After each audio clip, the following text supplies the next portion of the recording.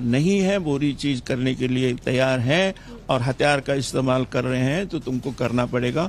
और उसको हम जिहाद बोले तो क्या है, उन्होंने इसी के अंदर बोला है, जिहाद बोले तो क्या, निकाल डालो उसके अंदर से।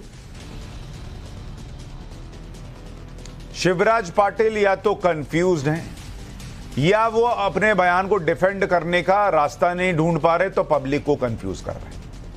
एक तरफ वो कह रहे हैं कि जो कौरवों ने किया वो जिहाद था, क्योंकि जो नहीं करना चाहिए था वो किया। दूसरी तरफ वो कहते हैं कि श्री कृष्ण ने अर्जुन को जिहाद सिखाया, उन्होंने शायद भागवत गीता पढ़ी नहीं।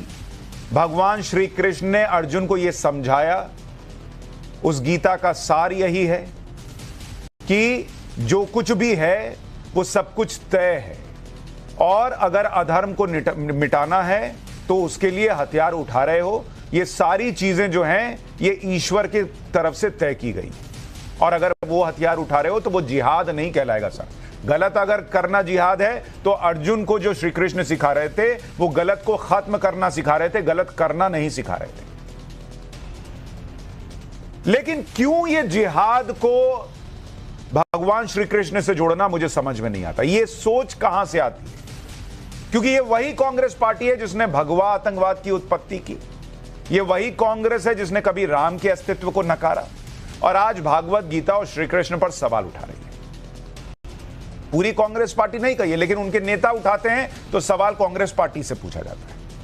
हालांकि बयान पर विवाद बढ़ने के बाद कांग्रेस ने किनारा कर लिया।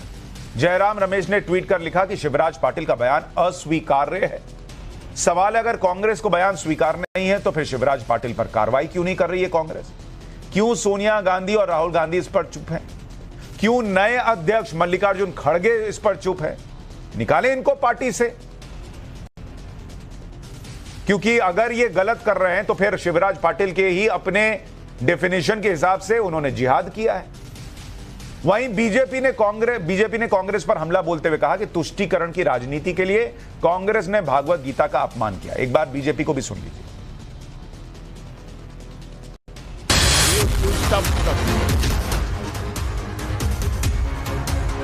कांग्रेस पार्टी में फतवा फैक्ट्री की फ्रेंचाइजी चल रही है। अब जिस कांग्रेस पार्टी में फतवा फैक्ट्री की फ्रेंचाइजी हो तो वो इसी तरह के देश की संस्कृति, देश के संस्कार, देश के सनातनी जो हमारा संकल्प है उस पर जो है वो इसी तरह की सांप्रदायिक साजिश और सांप्रदायिक सियासत करेंगे। कि वो पार्टी है जिसने अपने